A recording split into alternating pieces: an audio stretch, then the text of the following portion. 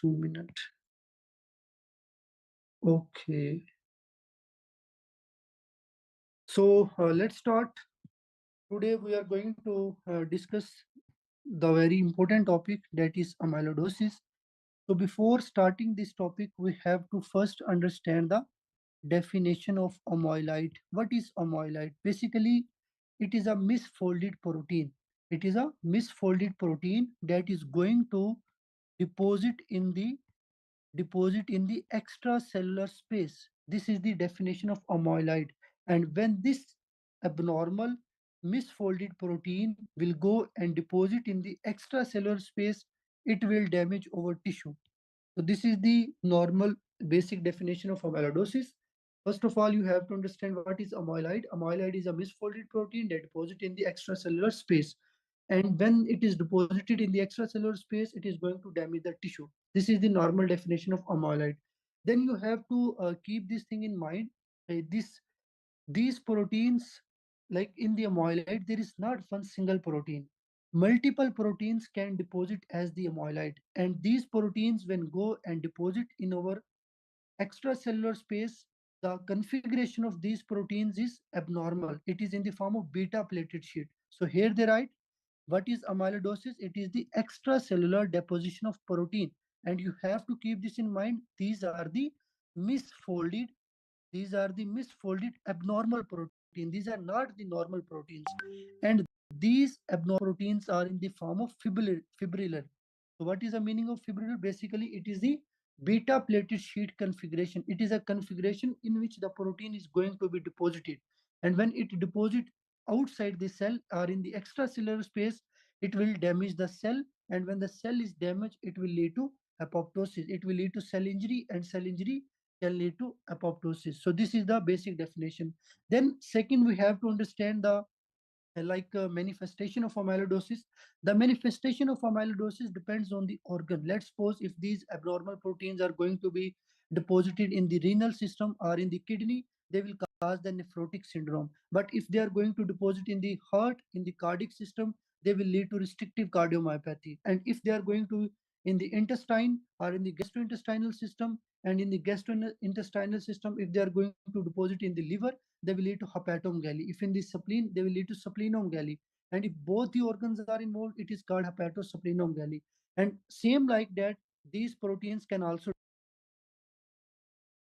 peripheral nerves, that can lead to peripheral neuropathy, and it is a kind of neurological problem. Then after that, these abnormal proteins can go and deposit in the tongue. It can lead to macroglossia. Macroglossia, basically, it is a enlarged tongue. It can lead to it can lead to muscular enlargement of the tongue, which is called macroglossia. Then also it can go and cause the carpal tunnel syndrome. In the carpal tunnel syndrome, basically it will damage the median nerve. So that is called carpal tunnel syndrome. Then after that, these abnormal proteins can go and deposit in your skin. There they present as a very thickening skin, and if they will go and deposit in your eyes, that will lead to eye bruising. These are the clinical manifestations of amyloidosis. So just keep one thing in mind. These manifestation depends on the organ where the amyloid protein are deposited, and these manifestation varies from person to person. Like one person might have the problem of renal, one person might have the problem of GAT. Like it's not the clinical manifestations are always same in every patient, but they can ask from you in the exam, like what is the most common organ that is going to be involved in amyloidosis. That then after that, when these abnormal proteins, which we call the amyloid, are going to deposit in the extracellular space, we can see these proteins by using the Congo red stain, on which they will appear as red orange on a non-polarized light. So here you can see the diagram. They show the diagram of the abnormal proteins. And after that, you have to keep in mind these things you can also see under the under the microscope, under the polarized light, where they present as apple green birefringence. So just keep one thing in mind. These abnormal proteins can be visualized by different method. One method is using Congo red stain. Another method is under the polarized light. On the Congo red stain, they will appear as red orange. On the polarized light, they will appear as apple green birefringence. You can see here, these are the apple green birefringence. And after that, we can also see these genes on hematoxylin and eosin stain, on which they appear as amorphous pink material. So these are the, you can say, different staining methods which are used to see the amyloid or abnormal proteins. Then after that, you have to keep one thing in mind. The amyloidosis is divided into two major categories. One is systemic and one is localized. So first of all, we have to understand what is the meaning of systemic and what is the meaning of localized. So let's suppose if these abnormal proteins are going to be deposited in only one organ, only one single organ, then it is called localized amyloidosis. But when these proteins are going to be deposited in multiple organs, it is called systemic. So please keep this in mind, the clear difference between the systemic and localized. Then after that, we have to study the systemic amyloidosis type. Systemic amyloidosis type is divided into two main categories: primary amyloidosis and the secondary amyloidosis. So first of all, we have to understand the primary amyloidosis. Then after that, we will see the secondary amyloidosis. So first of all, in the primary amyloidosis, what are the abnormal proteins that are going to be accumulated in our body? These are the light chains. These are the immunoglobulin light chain, which are called AL. So basically, A mean amyloid and L mean light chain. These are the abnormal light chain proteins which are going to be deposited. So the question is, from where these abnormal proteins are coming? So basically, if a person has the plasma cell dyscrasia, it is a type of cancer. It is a type of plasma cell cancer, which is called multiple myeloma. Multiple myeloma is a disorder of blood. It is a cancer of plasma cell, which is also called plasma cell dyscrasia. So when there is a cancer of plasma cell, then those plasma cell are going to be produce more IgG light chain, and these IgG light chain are going to be deposited in our body in the extracellular space, so which is called primary amyloidosis. Then after that, we have the secondary amyloidosis. So again, we have to understand in the secondary amyloidosis what kind of protein are going to be deposited. In the primary, we see these are the immunoglobulin light chain, but in the secondary amyloidosis, there are not like Ig light chain. These are the serum amyloid proteins. So the question is again, from where this serum amyloid protein is coming? So this is the important question. So first of all, you have to keep this in mind. Their serum amyloid proteins are coming from the inflammation. So when in our body there is a chronic inflammation like rheumatoid arthritis, like inflammatory bowel disease, or familial Mediterranean fever, or protracted infection. So in these chronic infections in our body, there is going to be produced in large amount of serum amyloid, you can say SAA, serum amyloid protein, and this SAA will going to produce the double A amyloid. So please keep these things in mind. So if they can ask, if they ask question from you, from where the double A protein is coming, it is derived from the SAA, serum amyloid abnormal protein. And from where the serum amyloid A protein is coming, basically it is acute phase reactant. It is increased in the chronic inflammatory conditions like here the example of rheumatoid arthritis, inflammatory bowel disease, familial Mediterranean fever, then protracted infection. So these are the different examples in which body has underlying chronic inflammation, and in the chronic inflammation in our body there is going to produce acute phase reactant that is called SAA, and that acute phase reactant is going to produce the amyloid A. So you have to keep this in mind. So this is about the secondary amyloidosis. Then after that we have the transthyretin amyloidosis. So basically transthyretin is a protein. So here is the important thing, you have to keep this in mind. We have the two kind of these problems, like the transthyretin is muted or not muted. So first of all, you have to keep in mind there are two types of transthyretin. First one is the sporadic, and second one is the familial. So basically, transthyretin amyloidosis can occur in two conditions. One is sporadic and one is familial. In sporadic, basically, it is a slowly progressive condition that is associated with aging. Like when a person is going to be like 70 in 80, in our body, there is a production of one protein that is transthyretin. So as your age is increasing in your body, there is production of transthyretin, and that protein will go and damage your heart. So this type of amyloidosis is called sporadic, which is also called wild type. Wild type mean there is no kind of mutation in the transthyrein. But we have the familial. In the familial, again, we have the abnormal transthyrein. But the question here is, what is the difference between sporadic and familial? In sporadic, the transthyrein is non-muted. There is no mutation in this protein. But in the familial, there is a mutation. There is a mutation in the transthyrein protein, and that mutation is going to produce the abnormal transthyrein, and that abnormal transthyrein is going to be deposited in our tissue. So just you have to keep this difference in your mind, like what is the difference between sporadic and hereditary. Sporadic mean sporadic or hereditary, they also call the hereditary familiar. So first of all, what is the meaning of sporadic?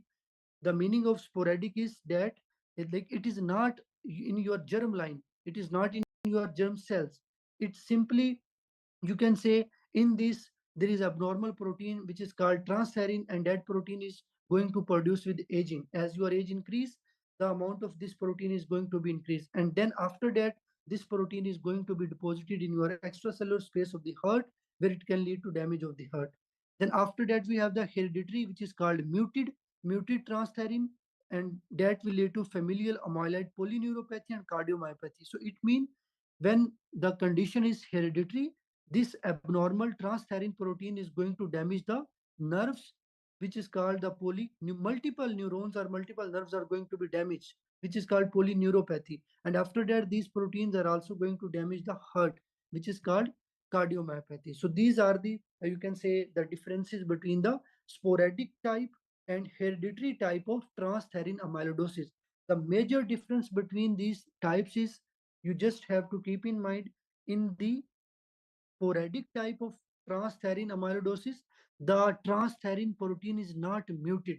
But in the case of familial, you just have to keep in mind, in this type of transthyrein amyloidosis, the transthyrein protein is muted. So the protein is muted, it is going to be accumulated in our body, which is called transthyrein amyloidosis. Then after that, we have the dialysis related amyloidosis. So basically, what is the meaning of dialysis related amyloidosis? It's mean it is a condition which develop in the patients of CKD, chronic kidney disease, or in those patients who has end stage renal disease. And we know that those patients who have CKD or end stage renal disease, those patients are going to be on dialysis. So when you are going to get a dialysis, after dialysis there is a one protein which is going to produce in your body, that is beta 2 microglobulin. So this beta 2 microglobulin is only if you are having the like dialysis, or if you are on the long term dialysis. So this is the abnormal protein, beta 2 microglobulin. So this is abnormal protein, and that protein is going to be deposited in our tissue, in our extracellular space. So the protein which is going to be accumulated in the CKD patient, or in those patients who are on the long term dialysis, that protein is beta 2 microglobulin, and that protein is mainly because of dialysis. That's why it is called dialysis related amyloidosis. So these are the, you can say, different types of systemic. Now let's discuss the localized amyloidosis.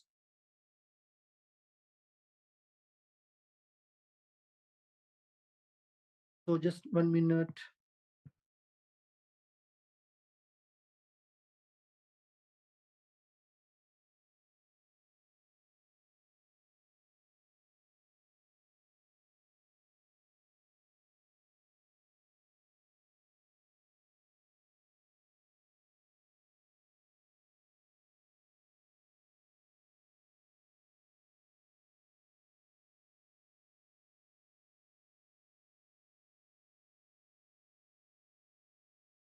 So let's discuss the you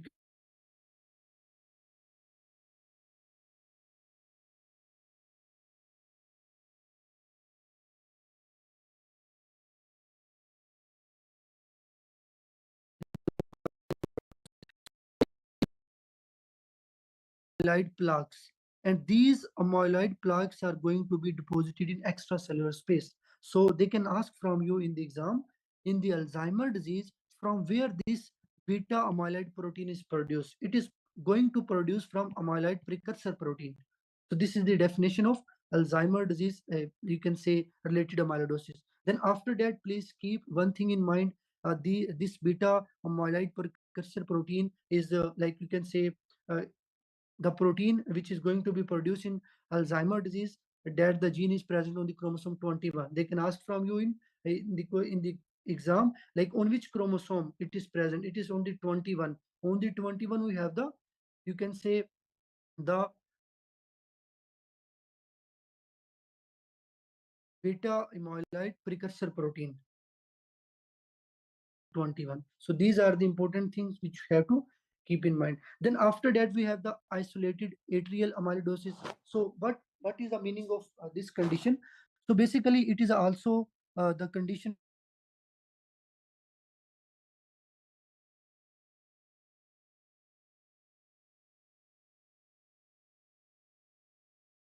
which is associated with aging.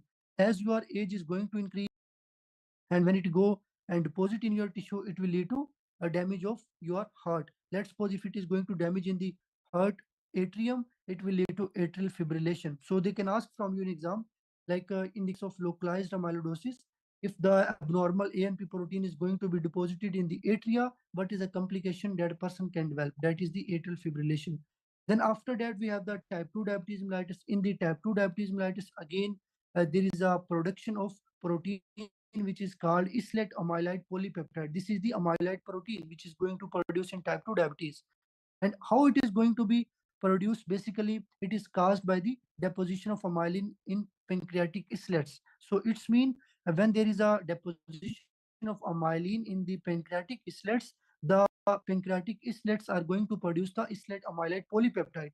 And this amyloid polypeptide is physiological mechanism or in the pathological. So you guys have to keep in mind, can be produced physiologically.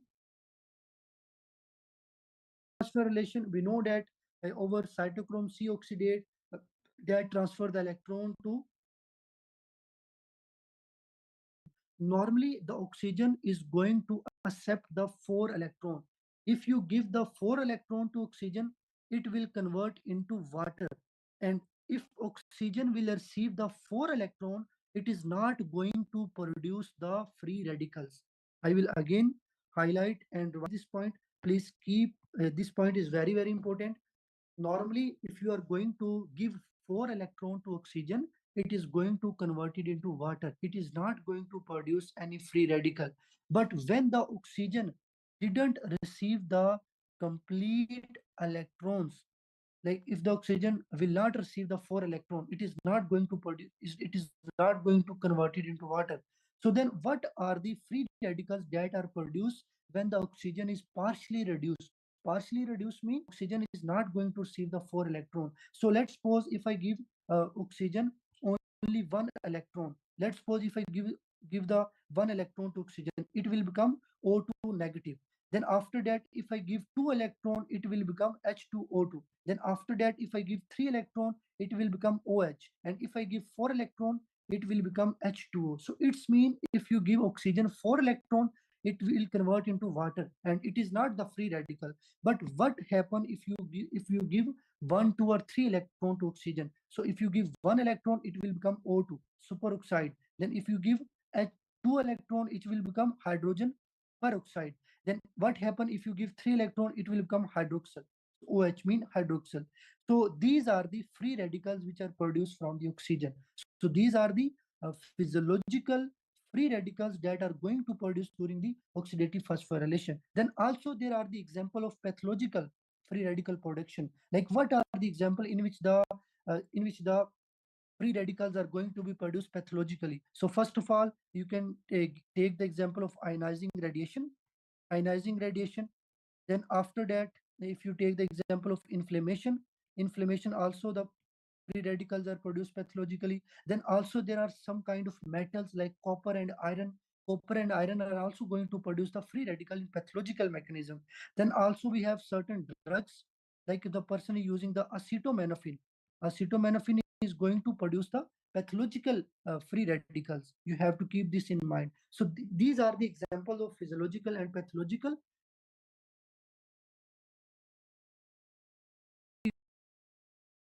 First of all, what is the normal definition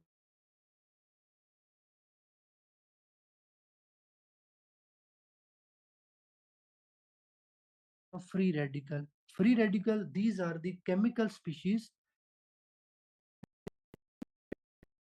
orbit. So definition of physiological and pathological. What are the example of physiological? Physiological can be produced during the oxidative phosphorylation when the oxygen is not getting the 4 electron. If you give oxygen 1 electron, it will become O2. If you give 2 electron, it will become H2O2. If you give 3 electron, it will become OH negative hydroxyl group. Then after that, if you give 4 electron, it will become water. So these are the physiological examples. Then after that, the free radical can also be produced pathologically. Then what are the example of pathological free radical production? So in the case of ionizing radiation, in case of if in your body there is a accumulation of iron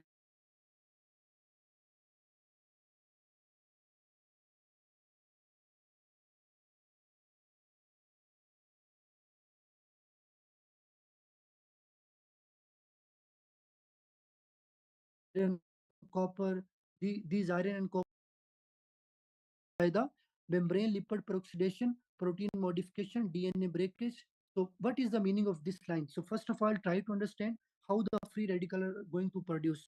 So they say when the free radical are produced, they are going to damage our cell membrane. Free radicals can damage our cell membrane with the help of lipid peroxidation. Then these free radicals are also going to damage the DNA with the help of oxidation. They're also going to damage the protein with the help of oxidation. So the free radical damage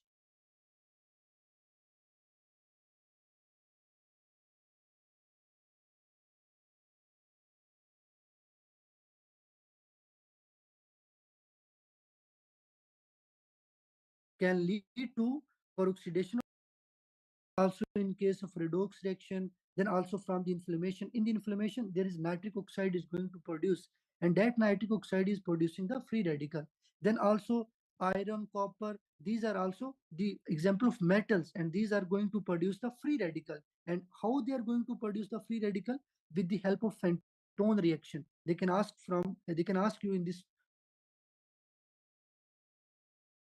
the copper and the iron are going to produce the free radical. That is the Fenton reaction. Then after that, we have the example of white blood cell. The white blood cell are also going to produce the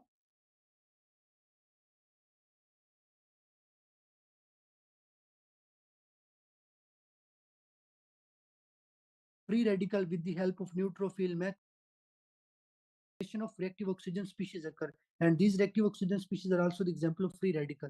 So these are the mechanisms through which you are going to produce the free radical. Then after that, he said when the free radicals are going to produce in our body there are different kind of mechanism through which we can eliminate this free radical. Like we have the catalase enzyme, we have the superoxide dismutase enzyme, we have the glutathione peroxidase. Then there is also the spontaneous decay.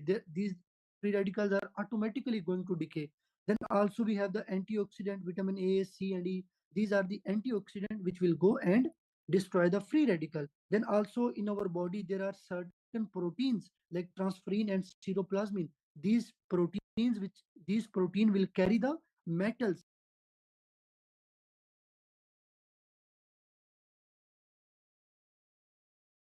like transferrin is going to handle the iron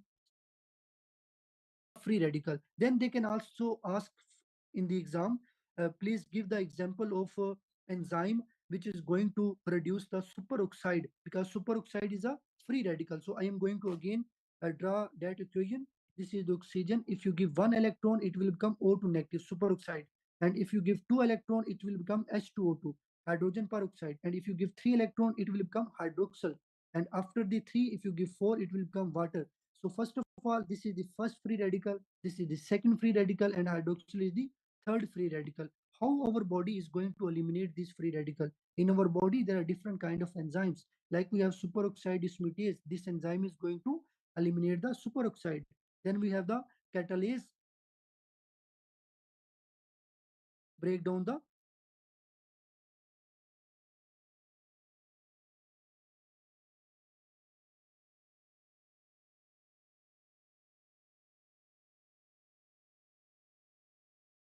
H2O2. Then after that, we have the glutathione like glutathione, superoxide, they didn't mention anything about their function. So that's why it's very important to note these things in your book. Then after that, they give the examples in which the free radicals are going to produce. Like if the oxygen is going to be accumulated in your body, if in your body there is toxicity of oxygen, it will lead to the retinopathy of prematurity. Like, what is the meaning of retinopathy of prematurity? You know that when the baby is going to produce premature, that